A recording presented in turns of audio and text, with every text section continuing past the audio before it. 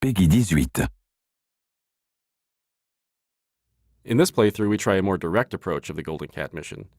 Co-creator directors Harvey Smith and Rafael Colantonio are here to walk you through it.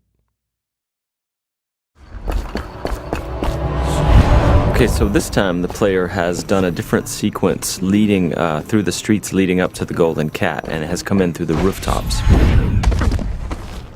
It's a lot of vertical movement in the game, a lot of mobility. In the previous area, you can get dropped off in the river, and you're here to kill Custis and Morgan Pendleton. And therefore, there are several different ways to enter the Golden Cat area. In this playthrough, we're going to do very brutally.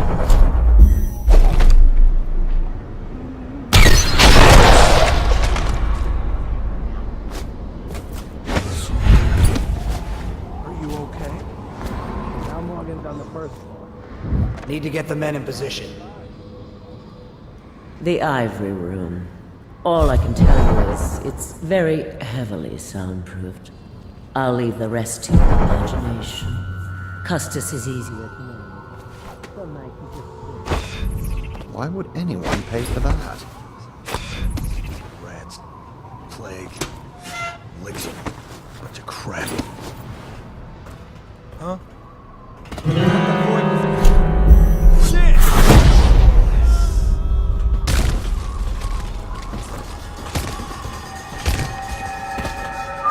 This is a drop attack.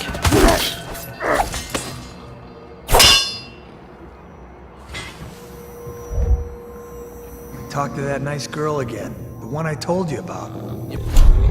But you're at the Golden Cat, right? Yeah.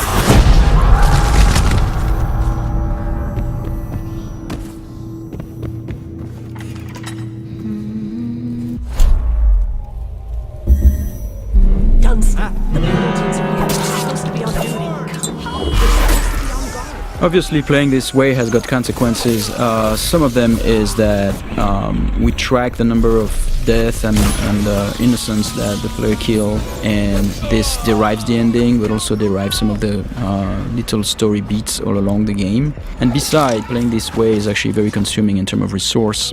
So the player uses those resources like powers and his mana and his health potions, and he has to use them carefully.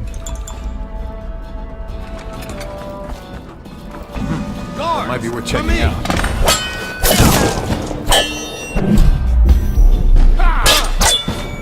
Take out his legs!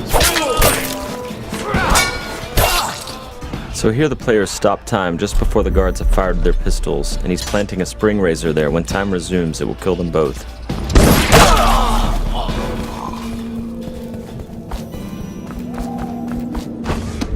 By the out! Assassin, help!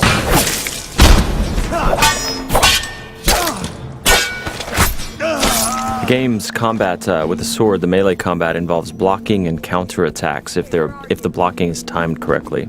I hear you.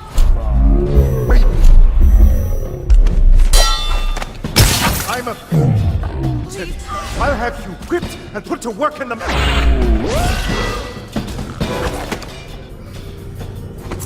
So both targets have been assassinated.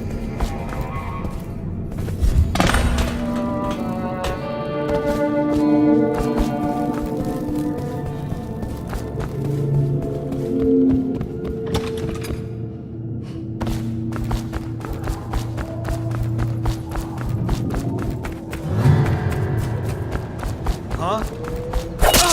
Someone help me out! Someone get over here! Help! Someone...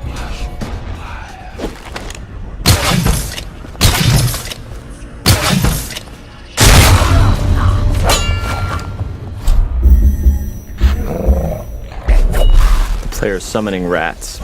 Once the rats are in the world, they're like little AIs. So sometimes the guards win, sometimes the rats win.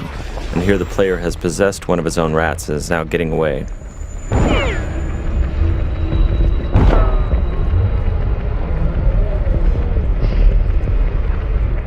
And that's the end of the violent, messy playthrough of the Golden Cat.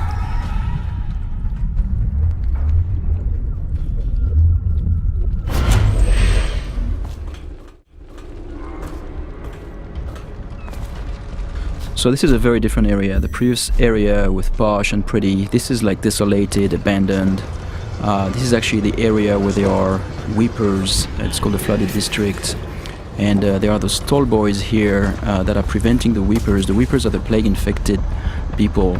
Those tall boys, their jobs is to prevent them from accessing the rich area. So they will shoot at the weepers and they will shoot at anything that tries to get through, including the player.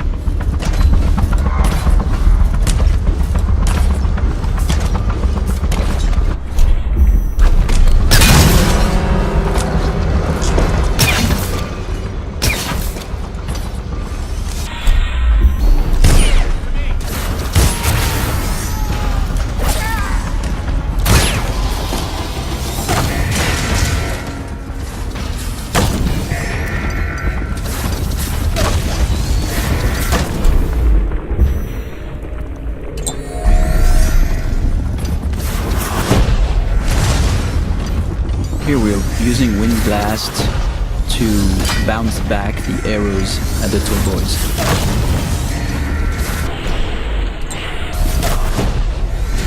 Using Wind Blast to knock the tall boys' phosphorescent arrows back at them is another combination of game mechanics that we did not plan for, but players found it quite fun. So we made some small changes to help support it.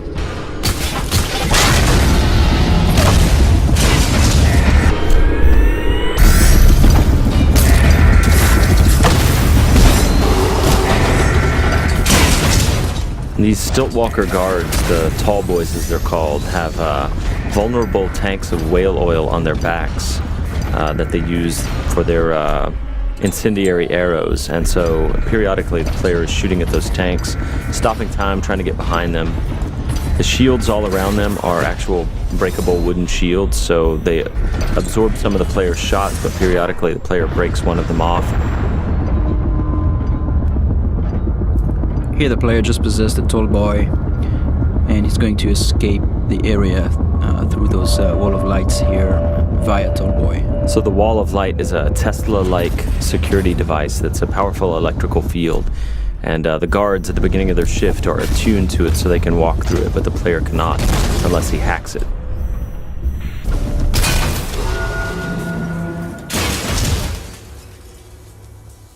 Thank you for watching.